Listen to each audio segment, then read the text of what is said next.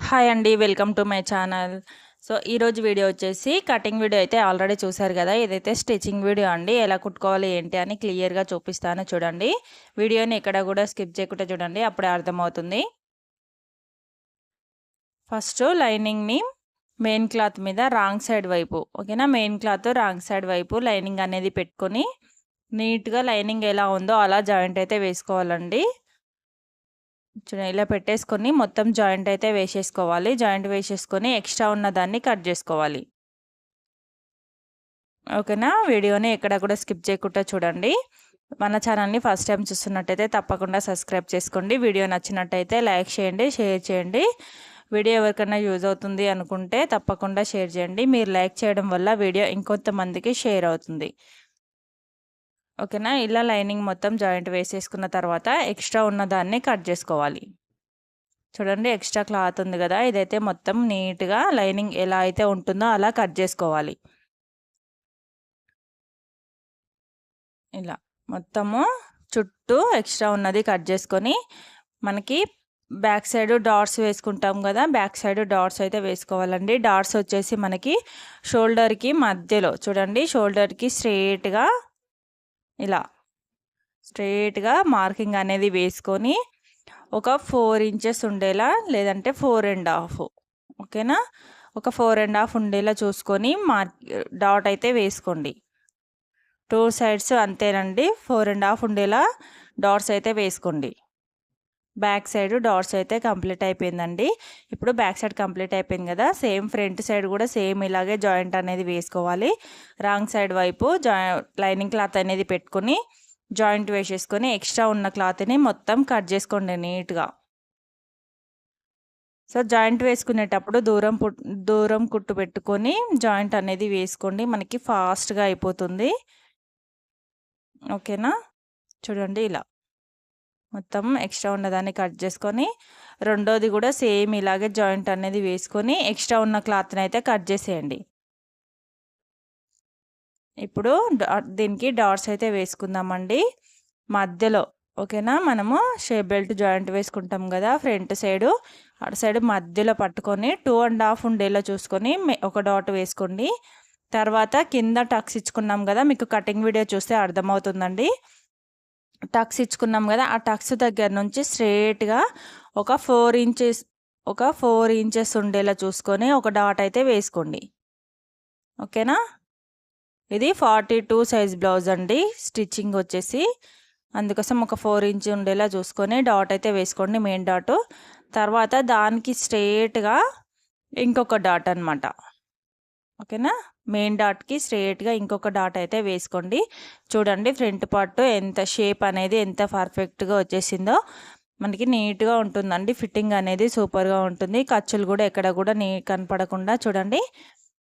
Front part ఎంత పర్ఫెక్ట్‌గా వచ్చేసిందో సేమ్ ఇలాగే రెండోది కూడా జాయింట్ చేసేసుకొని మొత్తం డాట్స్ వేసేసుకొని రెడీ చేసుకోండి. షేప్ బెల్ట్ జాయింట్ కూడా చేసేసుకోండి. షేప్ బెల్ట్ ఎలా కుట్టుకోవాలి అనేది ఆల్రెడీ మన ఛానల్లో వీడియో అయితే ఉందండి. చూడండి చూడని వాళ్ళు ఉంటే. సో, ఇప్పుడు front part shape belt joint అయితే వేసుకుందాం. ఫస్ట్ ఫ్రంట్ సైడ్ వైపు పెట్టేసుకొని మనం ఏదైతే ఎక్స్ట్రా పెట్టుకున్నాం కదా కట్ చేసేటప్పుడు దాన్ని ఇలా వీడియోలో చూపించినట్టుగా వెడల్పుగా పట్టుకొని ఇలా కుట్టుకోవాలండి. అప్పుడు ఖర్చు అనేది మనకి లోపలికి వెళ్ళిపోతుందనమాట. బయట ఎక్కడ కూడా ఖర్చు అనేది కనపడకుండా నీట్‌గా ఇలా వస్తుందనమాట. మన కటింగ్‌లో ఇదేనండి మెయిను. మనకి ఖర్చు అనేది ఎక్కడ కూడా కనపడదు. నీట్‌గా ఉంటుంది.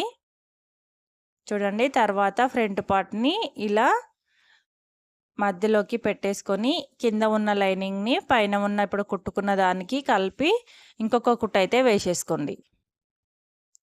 ఓకేనా? ఇలా కుట్టేసుకున్న తర్వాత మధ్యలో ఉన్నది మొత్తం లాగేశారంటే మనకి ఖర్చులనేవి లోపలికెళ్ళిపోతాయి.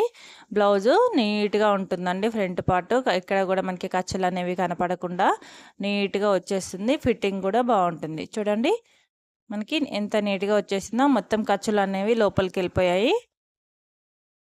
ఇప్పుడు దీనికి కాజా పట్టీ అయితే కుట్టుకోవాలండి. దానికోసం మనము నెక్ కట్ చేసుకున్నాం కదా లైనింగ్ క్లాత్ అనేది దాంట్లో 2 ఇంచెస్ ఉండేలా కట్ చేసుకోండి. ఓకేనా? 2 ఇంచెస్ ఉండేలా కట్ చేసుకొని దాంట్లో 2 పీసులు వస్తాయి కదా! సో 2 పీసులు అయితే తీసేసుకోండి. ఎందుకంటే ఒకటి కాజా పట్టీ కోసము, ఒకటి ఉక్సు పట్టీ కోసము. ఓకేనా?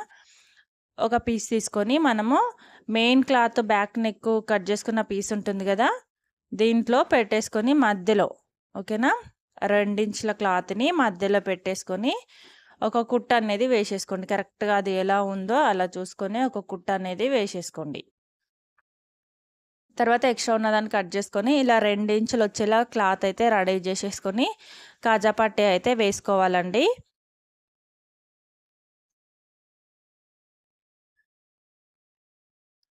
ఇలా 2 ఇంచెస్ క్లాత్ అనేది రెడీ చేసేసుకున్నారంటే మనకి నీట్గా ఉంటుంది. చూడండి ఇలా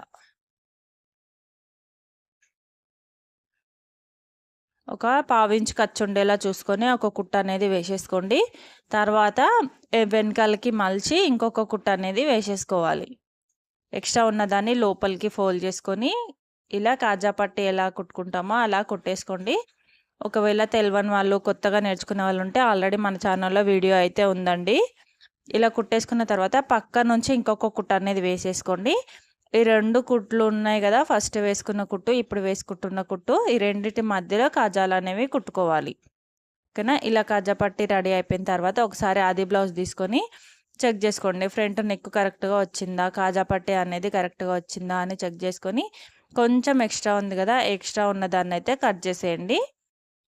మనకి నీట్గా వచ్చేస్తుంది. ఇప్పుడు రెండోది కూడా సేమ్ ఇలాగే జాయింట్ అనేది వేసుకోవాలండి. వేసుకొని ఎక్స్ట్రా ఉన్నదాన్ని అయితే కట్ చేసుకోవాలి. కట్ చేసేసుకొని ఫ్రంట్ పార్ట్ ఇది ఇంకొక సైడ్ కూడా రెడీ చేసేసుకోవాలి.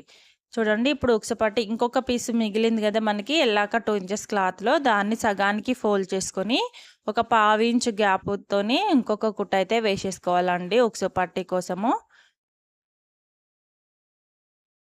ఇలా కింది వరకు సేమ్ అలాగే కుట్టుకుంటూ రావాలి.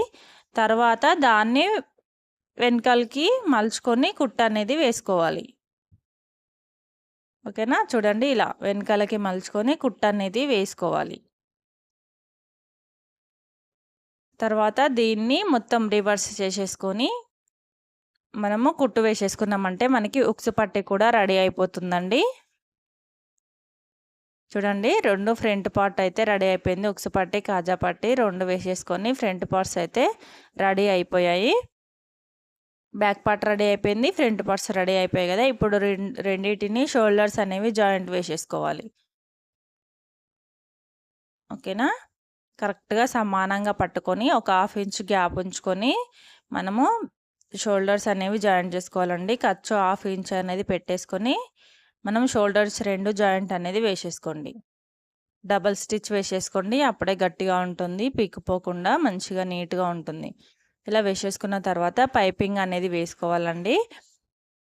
ఓకేనా? శారీ వచ్చేసి బ్లూ కలర్ వచ్చిందండి శారీ, అందుకోసం నేను బ్లూ కలర్ పైపింగ్ అయితే వేద్దాం అనుకుంటున్నాను. చూడండి బ్లూ కలర్ పైపింగ్ అయితే వేద్దాం అనుకుంటున్నాను. దీన్ని క్రాస్గా పీసులు అనేవి కట్ చేసుకొని జాయింట్ చేసేసుకొని ఒక సైడు కుట్టుకున్నారంటే మనకి పైపింగ్ క్లాత్ అనేది రెడీ అయిపోతుందండి. ఇప్పుడు రెడీ అయిపోయిన దాన్ని కరెక్ట్గా ఒక పాదం మందం కుట్టు అనేది వేసేసుకోవాలి. నేను కింద డిస్క్రిప్షన్లో లింక్ అయితే ఇస్తానండి, పైపింగ్ ఎలా వేసుకోవాలి అనేది చూడండి. ఇక్కడ వీడియో లెంతీ అయిపోతుంది అని చెప్పేసి నేనైతే ఫాస్ట్ ఫార్వర్డ్లో పెట్టాను.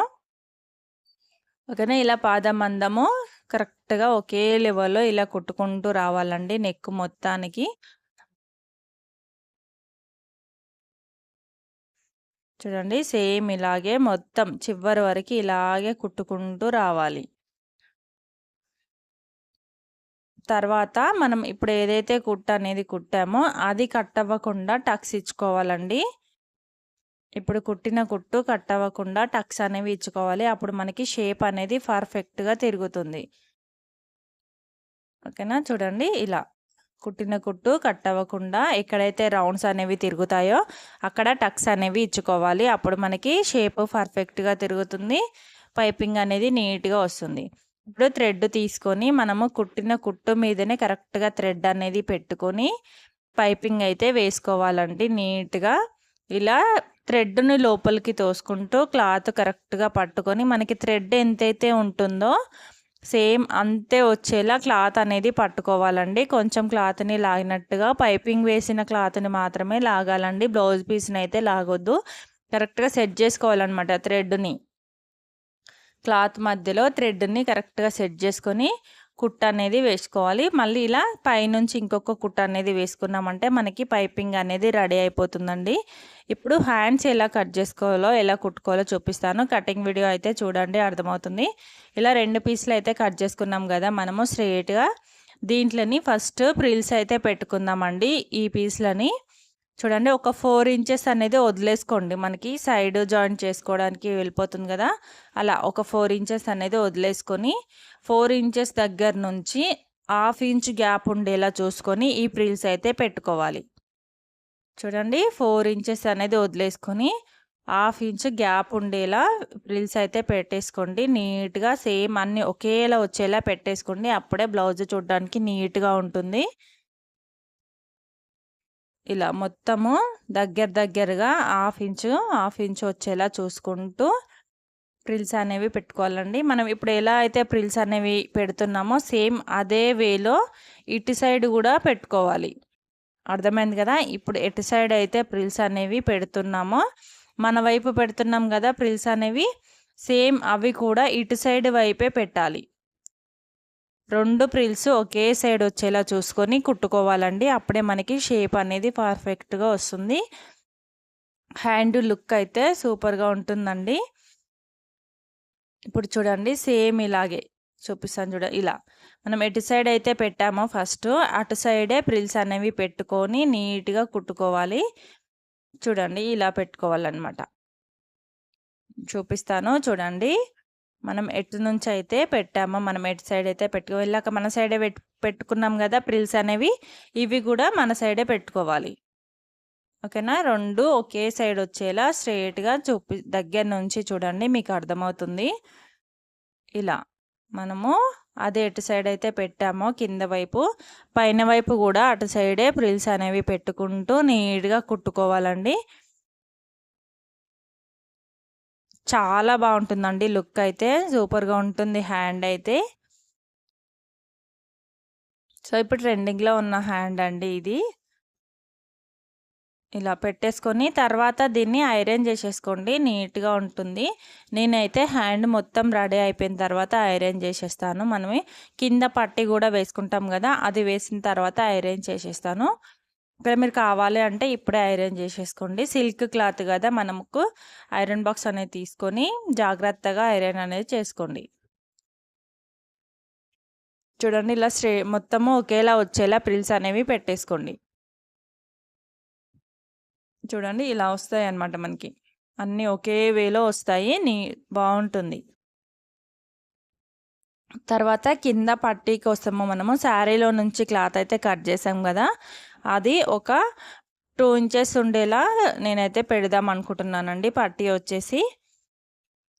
ఓకేనా? ఇప్పుడు దీన్ని కరెక్ట్‌గా మనకి ఎంతైతే కావాలో అంతవరకు అయితే చూడండి మనకి ఎంత క్లాత్ అయితే కావాలో అంతవరకు అయితే పెట్టేసుకోండి. హ్యాండ్ పొడవు ఎంత అయితే కావాలో కింద అంతవరకు కట్ చేసుకొని దీంట్లో 2 అయితే చేసేసుకోండి. ఎందుకంటే మనకి 2 హ్యాండ్స్‌కి రావాలి కదా!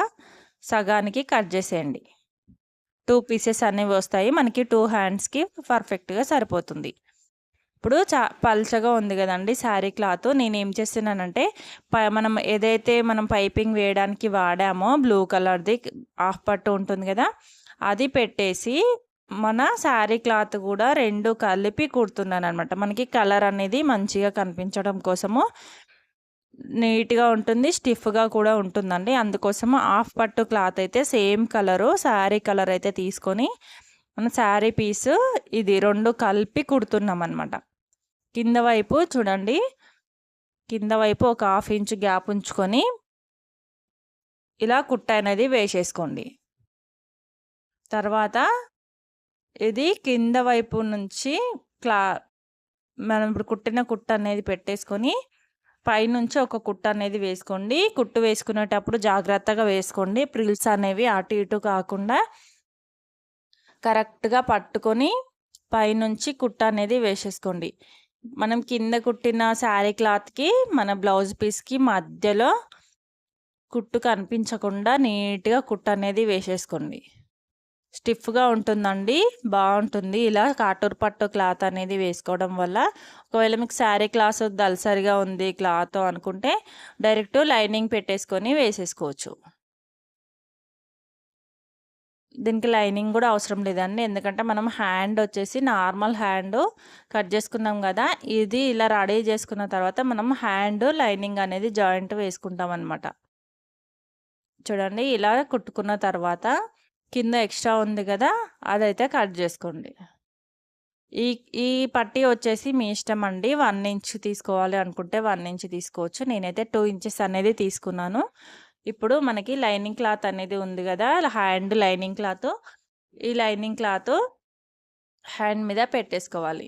ఓకేనా? ఇలా 2 రెడీ చేసేసుకొని చూడండి 2 ఇంచెస్ ఉండేలా పెట్టేసుకోండి. ఓకేనా? ఇప్పుడు మనకి హ్యాండ్ ఉంది కదా! హ్యాండ్ లైనింగ్ కట్ చేసుకున్నాము కదా! లైనింగ్ క్లాత్ అనేది రాంగ్ సైడ్ వైపు ఇలా సెట్ చేసుకొని ఫస్ట్ కింద కుట్టేసుకోండి. ఓకేనా? కింద కరెక్ట్‌గా పెట్టుకొని కింద ఒక కుట్ట అనేది వేసేసుకోండి. హ్యాండ్ ఎలా ఉందో అలా అయితే జాయింట్ అనేది వేసుకోవాలండి. జాయింట్ వేసుకునేటప్పుడు జాగ్రత్తగా వేసుకోండి. ప్రిల్స్ అనేవి కరెక్ట్‌గా పట్టుకొని నీట్‌గా వేసుకుంటే మనకి పర్ఫెక్ట్ హ్యాండ్ కటింగ్, స్టిచ్చింగ్ అయితే వస్తుందండి. సో, మనం మెయిన్ క్లాత్‌ని ఫ్రిల్స్‌గా పెట్టాము. లైనింగ్ అనేది మామూలు హ్యాండ్ లాగానే ఉంది కదా! నార్మల్ హ్యాండ్ లాగానే. ఇప్పుడు కరెక్ట్‌గా ఎలా అయితే ఉందో లైనింగ్ సేమ్ అలాగే జాయింట్ అనేది వేసుకోండి. జాయింట్ వేసుకునేటప్పుడు ఫ్రిల్స్ అనేవి కరెక్ట్‌గా మంచిగా నీట్‌గా పట్టుకొని జాయింట్ అనేది వేసుకోండి. అప్పుడే మనకి లుక్ అనేది బావుంటుంది. ఇలా. ఓకేనా? మంచిగా నీట్‌గా పట్టుకొని జాయింట్ అనేది వేసుకోవాలి.